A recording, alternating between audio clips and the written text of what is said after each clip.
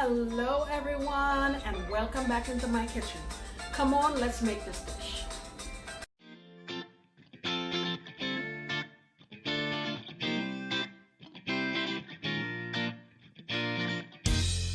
So let me show you what I'm going to be doing today.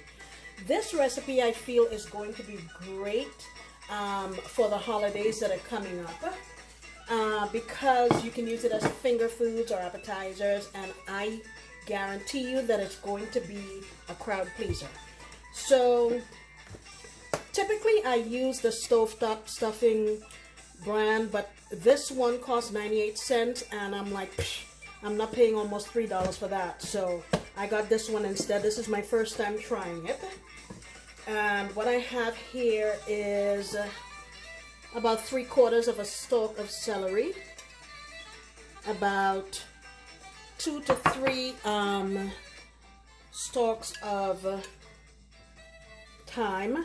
I want a little kick today. I'm adding a small habanero. You don't have to use that. And I'm calling this 2 stalks of green onion. I just have some that I want to use up, so I'm just putting all of it in there. Now, typically I use canned chicken. You know how the canned chicken or tuna, they come in a big can and a small can? I usually use 1 big can and 1 small can. But, and just coincidentally, you can also use tuna for this recipe, but I'm going with chicken today.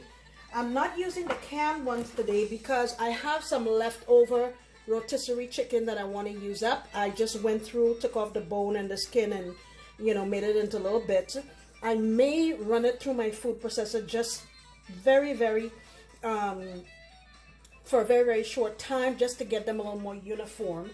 But I would say this is about maybe a cup or a little more than a cup and a quarter, a cup and a half. The other ingredients, mayo. You can use an egg, but I don't like the taste of yolks, so I usually use just egg whites. A squeeze of mustard, a little black pepper. Let me get these things blended up, and I will come on back and show you how very simple this is to do.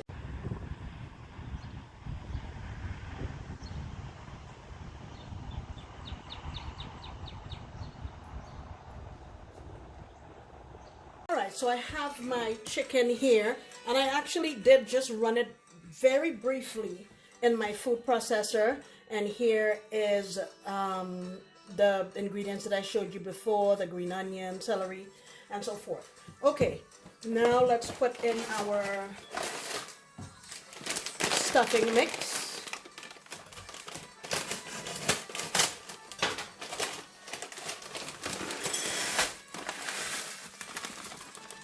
Okay, smells good, but that's okay. We're gonna add more flavor as well. You know how we do. Mustard. Just gonna add maybe about a tablespoon or so. Black pepper. Calling that about a half a teaspoon.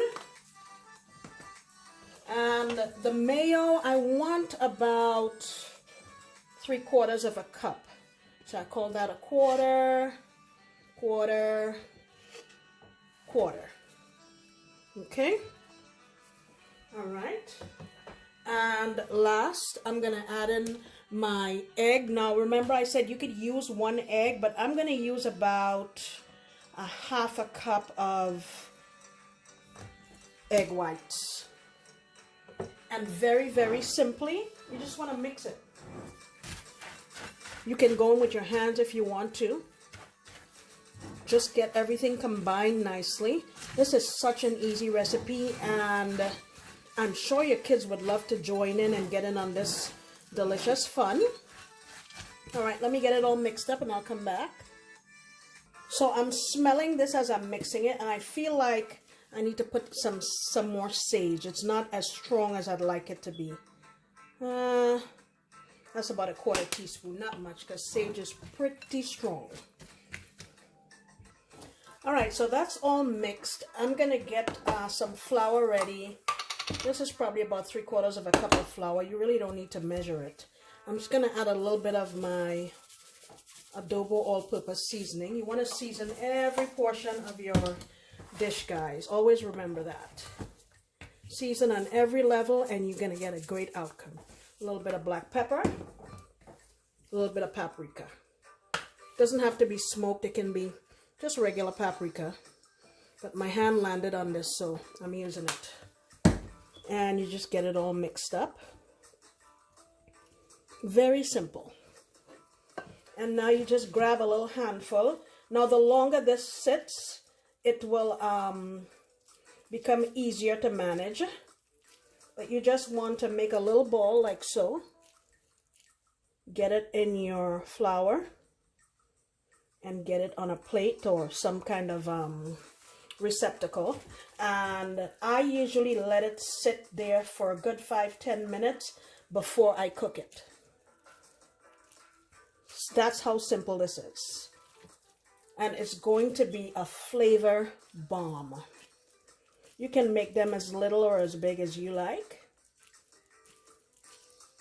So I'm going to get all these done and come back in about 10 minutes and we're going to cook them. Now this is the first time I'm going to try doing it in the air fryer. I've never done that before. Usually I deep fry, but let's try our air fryer this time.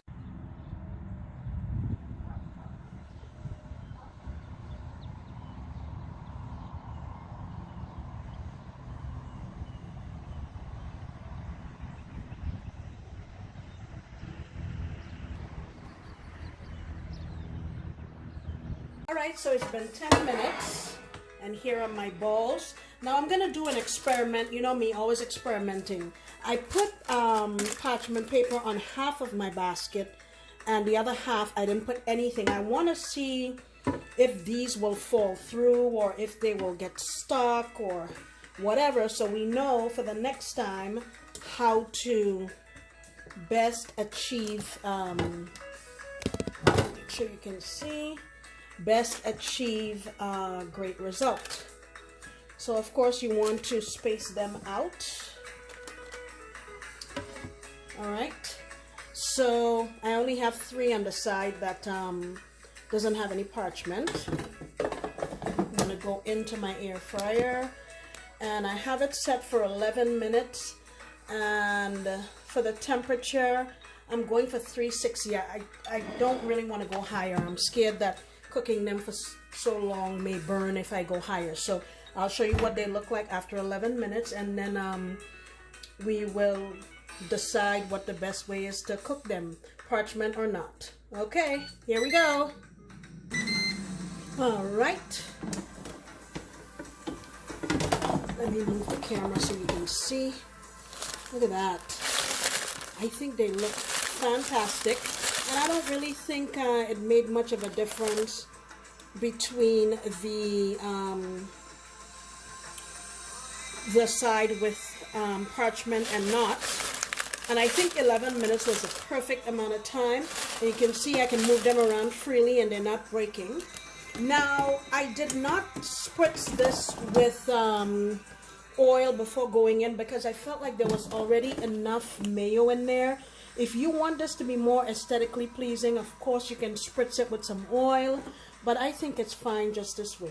All right, let me do the other batch. And now guys, remember, this is a collaboration. I may have forgotten to say that earlier, but Debbie Esplin invited me to participate, and I'm really grateful for that opportunity. So if you look in the description box below, you will see the links to each of the channels participating, and I would love it if you would go over and check them out. Okay, let me get the rest of these done. All right, guys, here's my second batch. Look at them. Now, for the purpose of demonstration, I had opened this back and I spritzed it with some oil lightly, and you can see these browned up a lot better. But like I said, if you don't want to add oil, you don't have to. Now, I think that these can go perfectly fine by themselves, but if you want to make a very simple dipping sauce, I would do equal parts ketchup, mayo, just a little squeeze of lemon juice, and some W sauce. And that will go well for a dipping sauce for those, but I really don't think it's necessary. Guys, please remember to go on over and check out my friends. Their links are in the description box below. I really appreciate you taking some time out of your day to spend it with me. And I will see you next time when I promise to make another delicious recipe. Bye.